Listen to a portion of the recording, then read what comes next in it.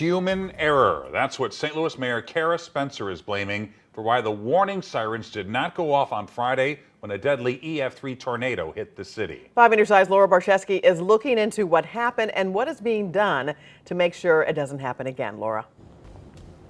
Mike and Kelly, North St. Louis residents tell me they are upset and angry tonight, knowing that someone's mistake is the reason they didn't have warning. One man even told me if he'd had that warning, he might not have been trapped. North St. Louis residents have been asking since the storm hit, where were the sirens? I did not hear a siren. We just saw everything start turning up. Big gusts of wind, trees started to lay down to the ground, big trees. Just hell. They just passed my parts up and just came down here and just tore up everything. No siren. St. Louis Emergency Management tested them the day before this deadly EF3 tornado ripped apart the city. But they do all their testing at every first of the month, but sirens didn't work this time. Nothing came through.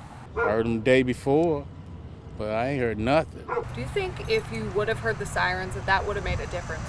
It would have made a difference for me because I could have got to somewhere a little safer, but if he heard it, he just still would never fell on it. Lawrence Poole is talking about the roof that fell on top of his friend during the storm. He's been helping him put a tarp over his home. So much grief floating around there, you can feel it. It makes people sad. Tony Davis says he might have made it to the basement if he had warning, but instead he got trapped. I was stuck up there when I went to try to get out. My steps was gone, so I couldn't run. I say, well, I just got between my door jamb and say, let's go. Mayor Kara Spencer says the reason the sirens didn't go off, to put it simply, someone did not push a button. But at the end of the day, this was a human failure. We know that our emergency management system also issued 317 direct messages to the community to let them know. Poole is upset learning this is the reason they didn't have warning. It just ticks me off. You know, it don't make sense. A current city protocol document says warning sirens are supposed to be activated at the fire department dispatch center or city emergency management agency. Spencer says that's changing. It was not exceptionally clear about whose roles and responsibilities it was to do what.